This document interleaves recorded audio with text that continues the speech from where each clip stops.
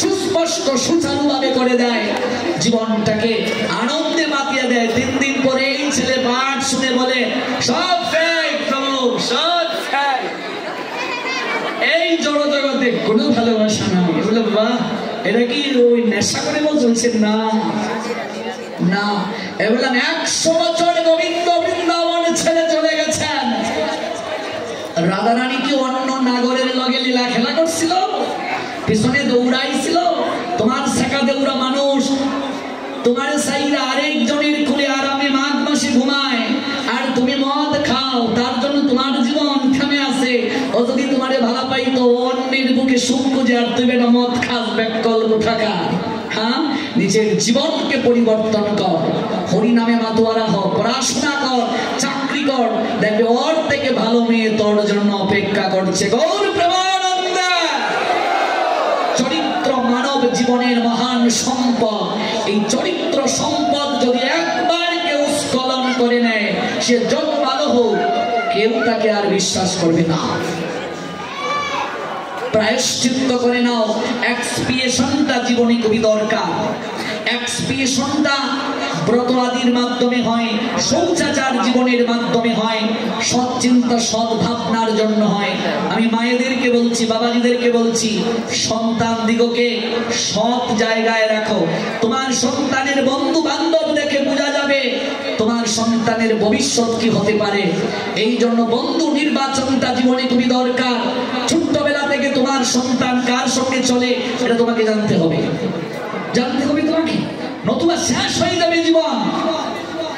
যে যার সঙ্গ করে সে তার বর্ণ ধরে। এই জগতে 99টা পোলাপান বিপদগামী হচ্ছে কুলাঙ্গার বন্ধু বান্ধবদের জন্য। মনে রাখবে, সঙ্গ গুণে লোহাও জলে ভাসে। লোহার ধর্ম জলে ডুবে যাওয়া, কিন্তু কাঠের সঙ্গে যখন ওকে ঢুকিয়ে দেবে ভেসে থাকবে। সঙ্গটা জীবনে দরকার।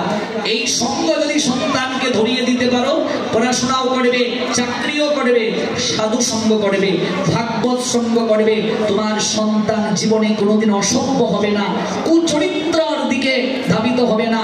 তোমার সন্তান তোমার গায়ে হাত তুলবে না, তোমার সন্তান তোমার সম্পদ নষ্ট করবে না, তোমার সন্তান তোমাকে বৃদ্ধাশ্রমে পাঠাবে না, তোমার সন্তান তোমাকে ডাস্টবিনে ফেলবে না। এই জন্য ভাগবত পাঠে পাঠাও, অন্তত সপ্তাহে মন্দিরে সন্তানকে পাঠাও। কিছু বাপ মা মনে করে এখন পড়ার সময়, এখন ধর্ম পালনের সময় না। এই সকল মূর্খ বাপ মাদের জন্য আজকে সন্তানদের এই পরিণতি। রুটিন মাফিক যদি কেউ পড়াশোনা করে, তাদের রেজাল্ট কখনো খারাপ হয় না। এটা অহংকারের কথা নয়। আমরা 1 পয়েন্ট 2 পয়েন্ট পেয়ে আসি নাই। আমি প্রধানমন্ত্রী খালেদা জিয়া কর্তৃক পুরস্কার পেয়েছি, প্রধানমন্ত্রী কর্তৃক পুরস্কার পেয়েছি আমি যখন আমি ক্লাস 5-এ পড়ি। তখনই 2003 সালে, আমি তখন 5ম শ্রেণীতে পড়ি, তখনই আমি প্রধানমন্ত্রী খালেদা জিয়া কর্তৃক পুরস্কার পেয়েছি। ট্যালেন্টের মাঝে প্রথম স্থান অধিকার করে বৃত্তি পেয়ে প্রধানমন্ত্রী কর্তৃক পুরস্কার পেয়েছি। আমি ফার্স্ট ক্লাসে বাংলা সাহিত্যে গ্রাজুয়েশন মাস্টার্স করেছি। রুটিন মাফিক যদি কেউ পড়াশোনা করে, তাদের জীবন কখনো অপূর্ণ থাকে না। আমরা সময়টাকে গুরুত্ব দিতে জানি না। আমি এই ধর্মীয় পড়াশোনা 10 ঘন্টার উপরে করেছি। 8 থেকে 10 লক্ষ টাকার গ্রন্থ কালেক্ট করেছি আমার জীবনে। আজকাল পাঠকের অভাব নাই। গীতাটা ঠিক মতো পড়ে নাই, সেও গীতা পাঠক। ভাগবতে 18,000 শ্লোকের মাঝে 50টা শ্লোক দাঁড়িয়ে বলতে পারে না, সেও ভাগবত পাঠক। এক কানা আরেক কানাকে পথ দেখাবে কি করে? 2 কানাই তো পুকুরি পড়ে মরবে। এই জন্য আপনি যাহা জানবেন ভালোভাবে জানুন।